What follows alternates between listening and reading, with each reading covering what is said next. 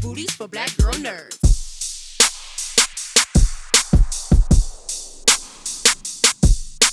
You guys look amazing, looking like black luxurious royalty. I love it. Thank you. That was the goal. Thank you so much. You guys always look amazing. And I love that you guys are hosting this show. As a long established couple, I mean, I trust you to help me find love more than probably anybody else in the world, because you understand how to navigate the road and make it work. Because when it's all said and done, you guys have been doing it a while, and that's amazing. So before we get into the specifics of the show, of your friend groups, are you guys the advice givers? Or are you the people everyone calls when they need the relationship advice, the couple advice? Some of our friends call us for advice, for sure. And then sometimes we have go-to couples that we call for advice that have been married even longer and together even longer than us. But yeah, we tend to be the default advice crew, because we've been through highs and lows, ups and downs, as every relationship has, and we've weathered some storms. So, I think it's good to impart that advice. Obviously, every couple's different. What works for one couple is not going to work for another. But from our perspective, we like to have those types of couples around us too. Mm-hmm. Couples that want us to win and we support each other. We're very like-minded. Because we learn from each other as well. Mm-hmm. It's not just one-sided. For sure. It's all about the company you keep. They say if you want to stay married, you got to be with other married people. And that's how you. Yeah. Listen, my best friend is single, and she's so supportive of our relationship. Right. I mean, every time if we're in a conflict, and sometimes I'll go to her to say something, she's always team Rodney. Like, she's always like, oh, Holly, that's because Rodney's doing this. I'm like, are you going to always be team Rodney? And that's because she wants us to win as a couple. She's always going to give me his side. And that's, so that's good. So the people we have around us are just people married or not, whether that just really are supporting us and want us to win. I love that. See, that's a real one. Shout out to all the real friends and supporters out there. So working with this, I loved it. I laughed, and it was funny, and it was cool. Where'd y'all find all these fine ass men that were all single? Like, wow, this is amazing. But for over to you, Rodney, when Will Packer's the producer, one of the producers of the show, how did they pitch it to you? What made it that much enticing for you to want to be involved? Well, they wanted us. I think that was the biggest thing when they came to us and said, look, we have this show, and we think that you two would be perfect to host it. Because we have these three queens that are in their 40s and that are looking for love and want to find a real relationship. And you guys have been married for 27 years, and maybe some of the things that you guys have done in your relationship can rub off on the queens and some of the guys. So we jumped at the opportunity to do this because, first off, we like these shows. We watch these shows all the time, and I think more towards COVID times when we were all binging everything. We saw them all, every one of them, and really, at one point, we're like, "What? We have been talking for 30 minutes about this one couple. Like, do we need to get a life?" Right. So we definitely bonded over these shows. But the twist of the women being celebrities and then being in their 40s and all of that really drew us. But they gave us an actual like PowerPoint where they put us in the show and really wrote out how we would be interactive, not just stand up and go, okay, today you're going on a date to the lake. Like we actually were like, and today you're going to counsel them. You're going to sit down with these couples and you're going to talk to them. Obviously, you're not real marriage counselors, but you've been through enough stuff to impart your wisdom.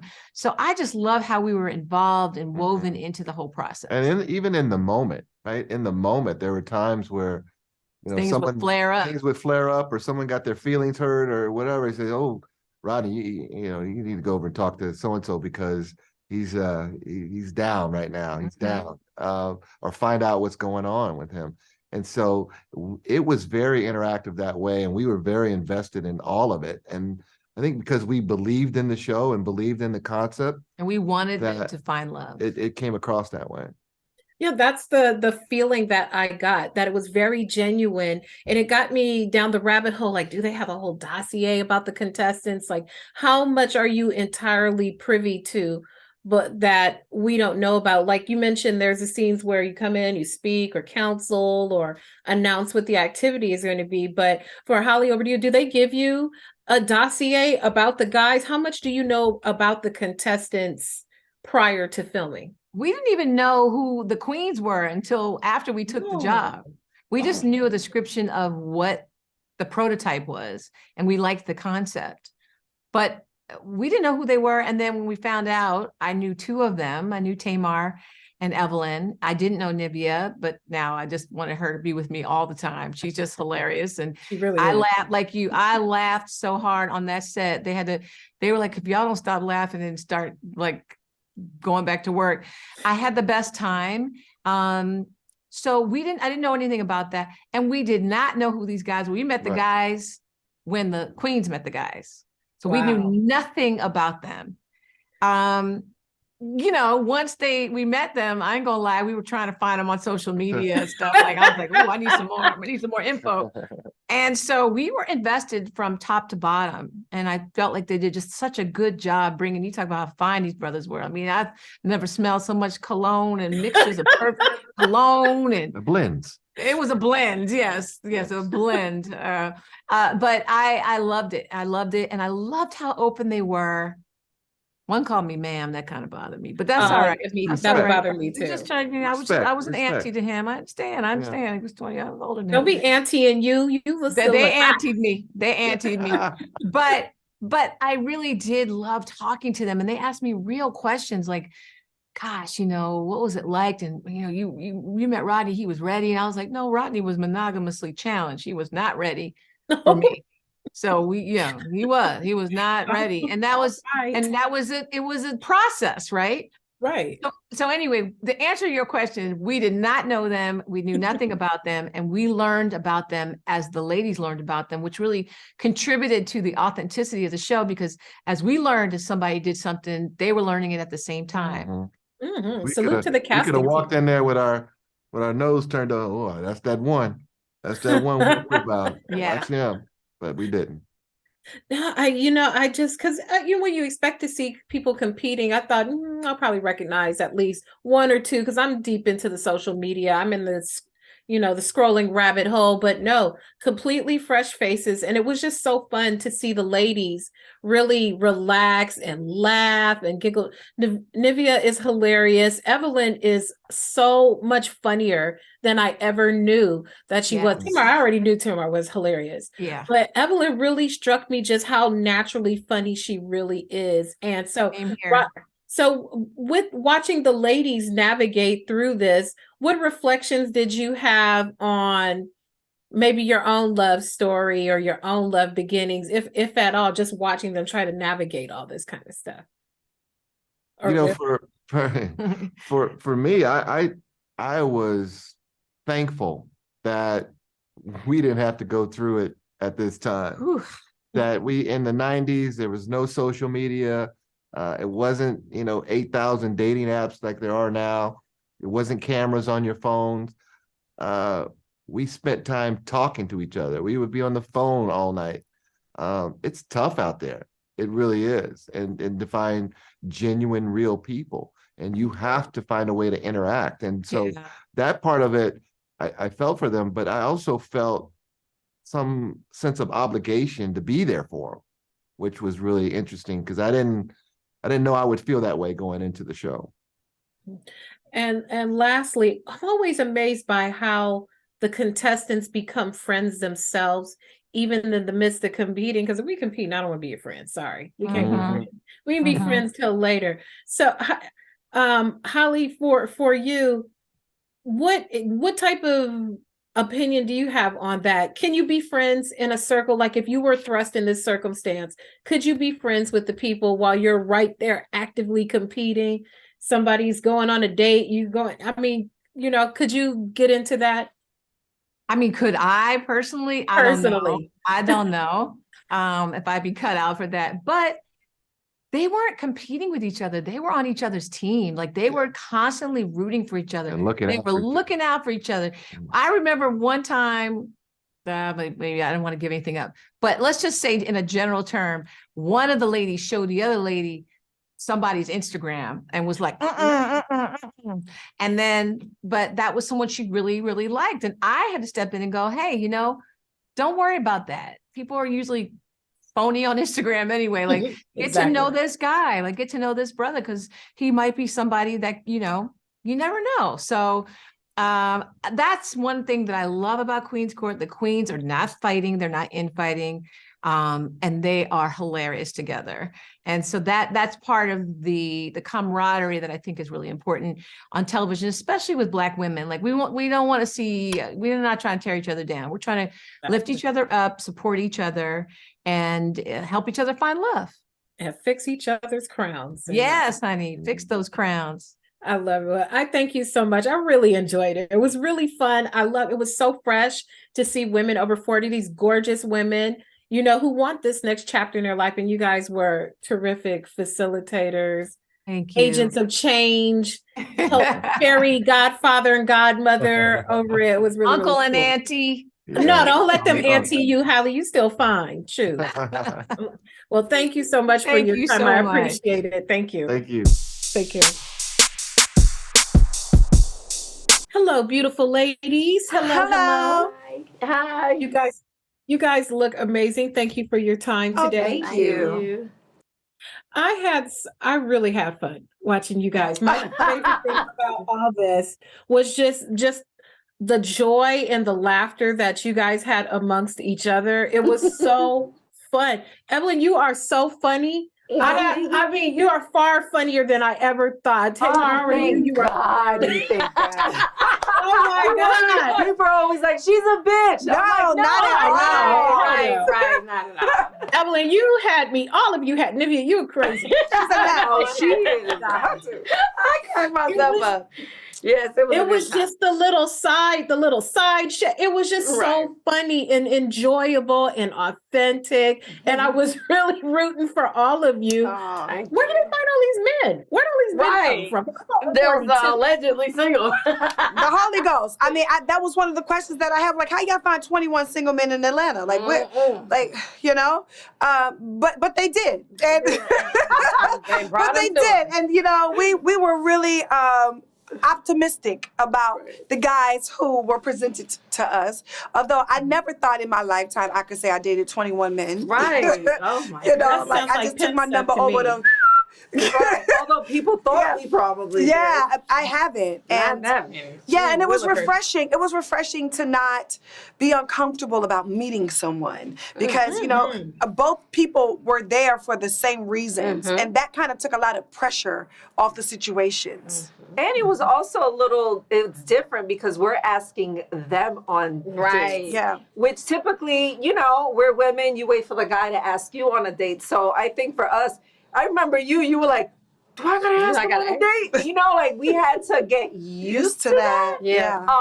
And we now see how scary it can be, I guess, for some men, or, you know, you have to be really confident to say, hey, do you want to go on a date with me? So that was interesting. Sure. It was different. That is the best part of everything, to watch all of you are confident, beautiful, accomplished women, but to watch how the recoil when you have to, do you want to go out on a date with me? I was like, see, that's something all women could get behind and could relate to. Nivea, did it ever get easier to ask any of the fellas, do you want to go out on a date? Does it get easier as you go on? I'm like a ball of fire, honey. So I'm just kind of boom anyway. But for me, I think no one wants to be rejected. But I don't want to give away too much. But I really put myself out there on this show. And you have to be willing to be rejected. At the same time, it's a real act of courage. And I'm 100% that way naturally. So, I've, you know, even if it's embarrassing, I'm going to. It was really sweet to watch all of you have to do that. Do you want to go out? Please don't say no. Who's going to tell any of you three beautiful women no? So it was really, really fun to see it. Tamar, over to you. You have to be open to meeting a variety because you never know who's going to walk through that door. So what type of conversations did you have with yourself about checking like what you normally would like, what you prioritize upon first meeting someone, and just really having your mind open to meet someone who may be totally different from what you normally would go for? Well, the truth is I had to keep my eyes on the prize, and that was to meet my person. And, I had to, basically get comfortable with the fact that this person might look different than the person that I had made up in my mind. And once you get over that, then you can really start looking at someone's exterior and judge them on that instead of what you have made up in your mind to believe that this is the perfect person. Because the truth is, we all don't know who the perfect person is. We don't know what they look like. We don't know where they come from, and the truth is you could be missing out on the biggest blessing of your life because you have allowed your mind to stop you from your true destiny. Evelyn, over to you for the same thing for you. Did it get easier at any point to ask someone, do you want to go on a date? Do you want to go on a date? I mean, after a while, yes. Then I was like, okay, I got this. You want to go on a date? You want to go on a date? At some point, I had, a couple of dates. So, you start feeling confident. Yeah. So yes, I even today I will ask a guy on a date. So. Oh, wow. Ooh. Okay. So then lastly, because they're wrapping me up, Nivea, now that you've gone through this and you're already an extroverted person anyway, what are your best tips that we women like me who are over 42, who are single, casting team, help me out. No, that's right. But help me out. What is your best tips for taking the leap into asking someone on a date, for someone who might be a little shy or best little game? I love this question, but I don't know how to answer that. I'm actually an introvert. I'm an extrovert by defense. It's easy for me to be sexual. I use what's easy for me to be, which is loud and wow, and because my other parts, I'm a little more reserved with. You have to get to know me. That's why most people discover more things about me as you give me more time. You're gonna get surface stuff initially, and it's really a defense for me. I'm not an extrovert at all. I just know how to play it off, and that gets me through it. I'm really shaking in my boots on the inside. And for me, I don't know why, it's propelling. It makes me just jump. If somebody say, who wants to go? I'll go first. Out of I want to say fear. It gives me courage. So I don't really know if that's advice, but it helps. It actually propels do it. Yeah, I think for me it's the vibe. Just boom, get it out the way. It's a certain vibe that's happening when it's the time to ask, right? And you got to really read the room. We say that a lot. Yes, read the room. For sure. Well, here's to ripping off the Band-Aid. I got to leave my house though in order to get it done though. So that's it. Let's see if I can get myself out the house. Yes, go ask. You can do it. It's never too late. I can do it. I can do it. You guys are gorgeous. I had so much fun watching you. Have a wonderful season. Thank you. And keep supporting each other, fixing each other crowns. I love it. I love that. Thank you. Thank you, ladies. Have a great season.